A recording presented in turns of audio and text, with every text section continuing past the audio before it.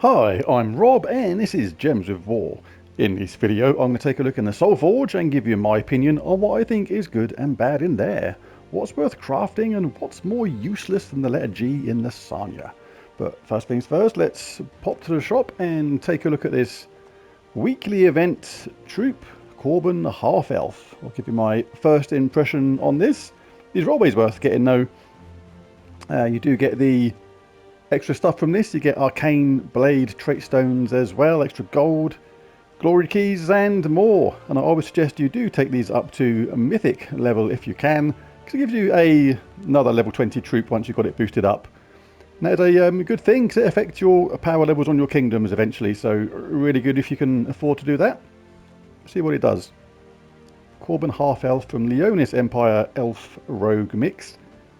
Explodes 3 gems, boosted by your gold, then gains a bunch of gold. So, exploding 3 gems from the start is not that many, it's okay. There are other troops which explode more gems than that, or do a better spell than that overall, I think. I don't think it's particularly great. The boost ratio is 10 to 1, so yeah, you're going to have to cast this a couple of times before you start exploding a more significant amount of gems. But yeah, sort of very average again, I think. Allied rogues gain 2 life, gain 4 bonus gold when matching 4 or more gems.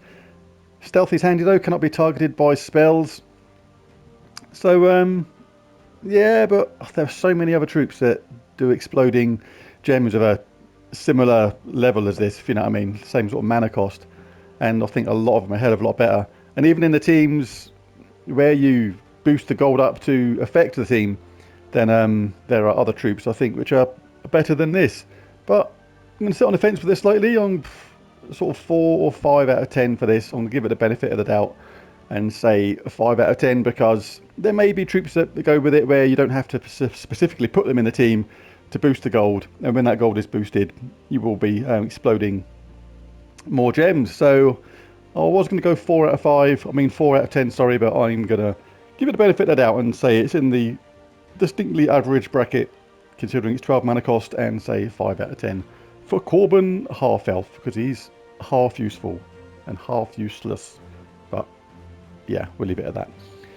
Right, so let's jump into the Soulforge itself. But first, if you have excess glory left over, again, always worth grabbing these Spoils of War. You're allowed to get 10 maximum a week, and you get treasure maps if that's your bag, extra souls, extra gold, and most importantly 10 event keys, so always worth grabbing them if you can.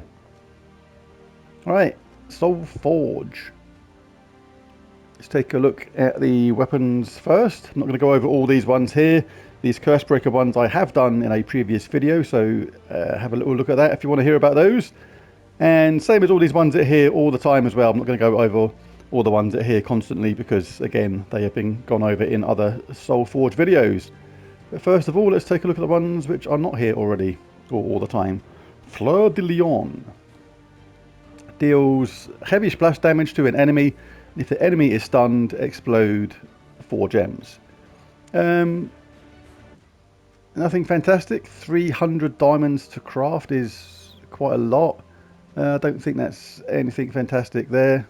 Requirement of the enemy to be stunned to get that explosion of 4 gems would be a lot better if you didn't have to get them stunned first, even though there are ways of getting them stunned first, but it's a little bit annoying having to actually try and work your team out to get that requirement to get those exploding 4 gems. It's not that good a weapon to actually try and build a team around it, if you know what I mean.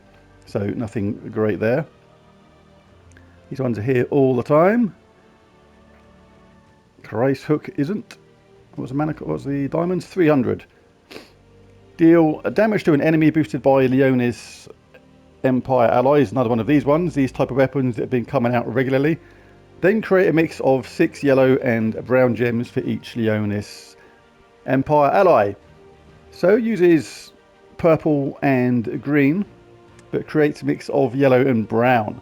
So first of all, you have to make sure you have other Leonis Empire allies in your team, and at least a couple of them using yellow and brown gems, because this is not going to self-charge, and you're only generating those gems to try and charge other troops in your team who have to be from the Legendaries Empire to make this weapon viable. So if your team meets those requirements, that could be good. Otherwise, it's about as useful as Liturgy and Lasagna. Pendant of the Empire. Low diamonds, 75. So a cheap weapon, but is it any good? Remove all blue gems. That actually can be handy, even though gems are removed from the board with no effect. Against a team that relies on blue or wants to transform or convert blue at the start, for example, then that can be useful if you can get this going against a blue team or a team that uses blue. It stops them in their tracks. It takes away any blue that they use, so it can be handy like that. Deals damage to an enemy boosted by the amount of gems removed at a 3-to-1 ratio. If the enemy is from Legendaries Empire, deal a double damage. So it is low diamond cost, but it's not particularly great because you have to be fighting a Legendaries Empire team for a start to make that viable. And also removing gems means they, going to be needing blue. Otherwise, you're removing blue for no particular reason. You can use them sort of spells to your benefit sometimes, particularly if the blue you're removing makes a 4-match or maybe even a 3-match of colours that you do use. So it can be useful in those ways, but overall, these are more collectible weapons than anything. Orpheus's Verse. Deals damage to an enemy boosted by human allies, similar to the other weapon. Then create a mix of 6 blue and yellow gems for each human ally. So again, need all human allies for this to be fulfilled to its maximum potential. Uses red and purple, but creates blue and yellow. So the rest of our human allies, which we would need in our team to make this weapon effective, would need to use blue and yellow, or at least a couple of them, I would say. But again, can be used really, really well if your team does meet those requirements. Golden Sun is the last one. What's this? 300. Diamonds to craft. Eliminates all armor from an enemy. So that's pretty decent straight away, especially against the high level opponents. Then gain gold boosted by armor eliminated. Okay, so this is what I was saying about that weekly troop he had earlier, that Corbin half-elf, whatever he was. The spell didn't sound that great on paper, exploding 3 gems, I think it was, boosted by gold at a 10-to-1 ratio. And it gained gold as well, but because this weapon here, for the hero, eliminates all armor, which is good in itself, and gains a certain amount of gold, that makes that Corbin half-elf just that little bit better, because you're gaining that gold automatically, and then you would explode a lot more gems on his first cast. So that is why the Corbin half-elf would maybe go well with this. I'd have to look into that later on, but overall that is not too bad. It's not as good as other armor-stripping weapons, but it's half decent. Now let's take a look at the troops. Start with the Mythics first. Ullor. This guy got absolutely sort of panned when he was first released, and I use it in the team, and I explained how I thought it could be used, and it was a really popular video for me at the time. And for me, its best use is destroying or really lessening the effect of the troops in bottom 2 places. You can absolutely cripple a team when Ullor's cast in the right time, and he's very good against those tomes, scriptures, chronicles, the books, whatever you like to call them, because normally those books are put in the last 2 positions, normally in 3rd place, and he eliminates attack from the first 2, so obviously less damage from any skulls you're going to get hit by, and the magic is reduced from the last 2 enemies, which is often where a lot of the main damage dealers are positioned, and drain all mana from the 2 strongest enemies. But the reason he gets really more powerful is if you can wipe out the first 1 or 2 troops quite quickly, that now basically when you've got only 2 troops left, that gets affected on every single one of them, because obviously the first 2 enemies are now effectively the last 2. The 28 magic from the last 2 are by default the last 2, and drain all the mana from the 2 strongest enemies, again, because there's only 2 left, they're automatically the 2 strongest enemies. So if you can wipe 1 or 2 of the enemies out quickly with this guy, he becomes super powerful. But it does require your team to be set up in a particular way, and your thought process of how you fight when you use him does have to be slightly different to normal, but he is very good if used in the correct way. And I really love that third trait. Freeze and Fairy Fire a random enemy when matching blue gems. Just by getting a blue gem, you're going to freeze someone and Fairy Fire someone. That is really good. I love Fairy Fire. So ullor, very good indeed. And he's there all the time. The Archduke deals damage to an enemy, and there's a percentage chance equal to my magic to destroy them. If they die, summon a lemure.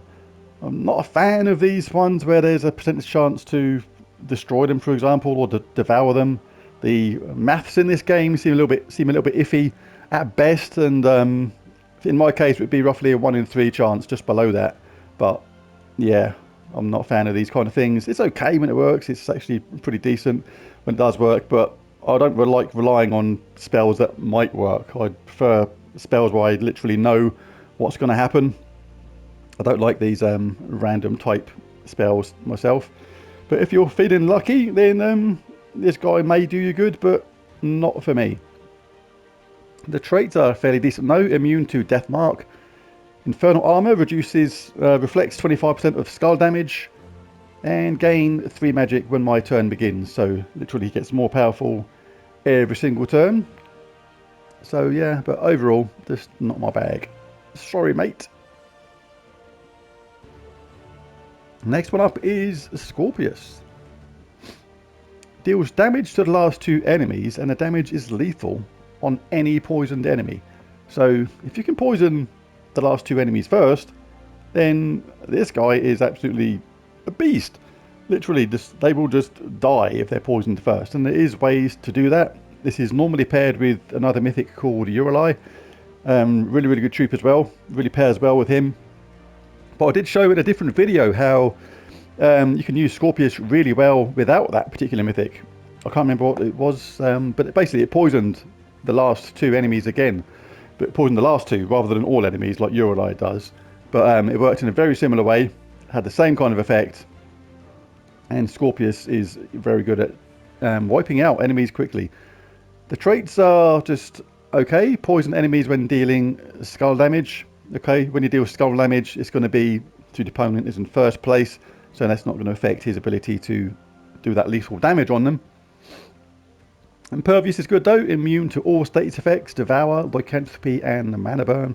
And all brown allies gain 1 to all stats at the start of each turn. So in a long battle, that would be effective, that last trait. But yeah, overall, he's an excellent troop. Those set of traits are okay, and the spell is superb.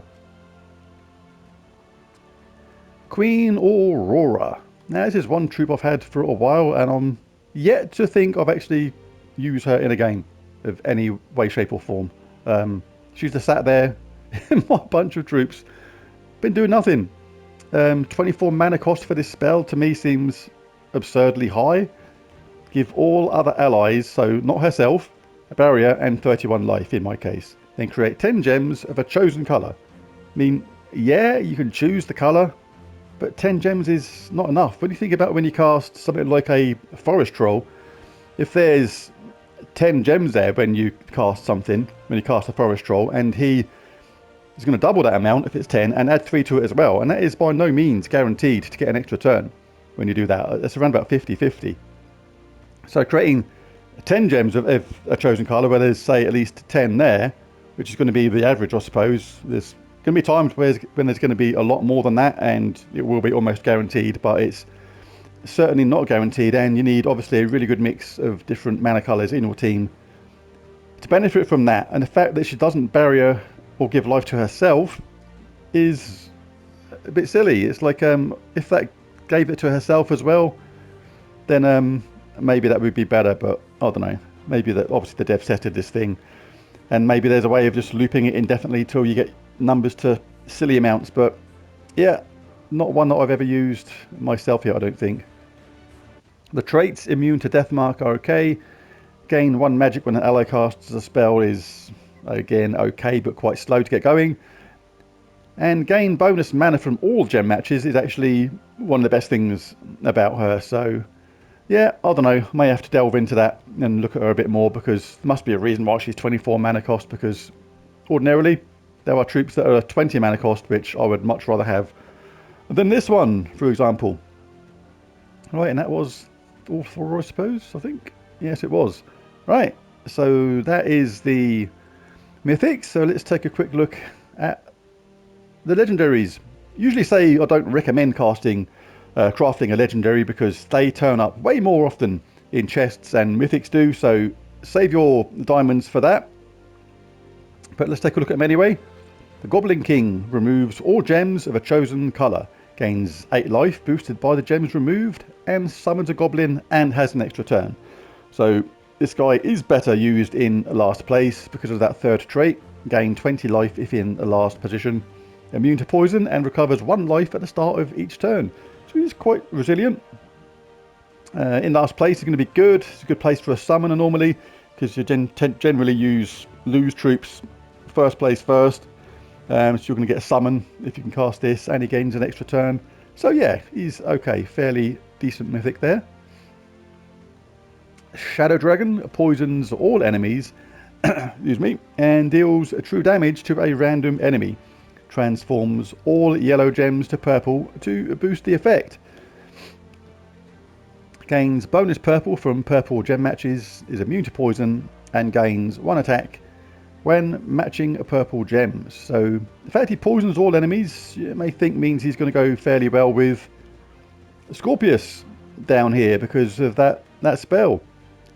Deal damage to the last 2 enemies, and then the damage is lethal on any poisoned enemy. But it's tricky because Scorpius's mana cost is really high, 28, uses purple and yellow. And Shadow Dragon also uses purple and yellow, so if you get lucky and can transform all those yellow gems to purple, charge this up and get Scorpius charged up at the same time, that is a good way to do it. But because all the enemies will be poisoned, so you're guaranteed that once you cast Scorpius after that, they will die. Willow. This is still quite a handy troop, I think. Destroys a row, then deals damage to all enemies boosted by brown gems destroyed. I remember as a mid-level player using this troop an awful lot. It was actually really handy. Immune to entangle, reduces skulls damage by 33%, and all beast allies gain 2 attack and life on 4 or 5 gem matches. Is not a bad set of traits either, so a good all-round handy troop if it pops up in your chests. Groz the Undefeated.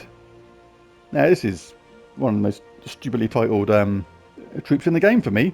He's been defeated unbelievably many times. Groz the Undefeated. Undefeated at what? Naked Tiddlywinks? And you played it once and then quit? I don't know. But certainly not undefeated in this game when it comes to fighting because he's a bit rubbish. Deals damage to an enemy.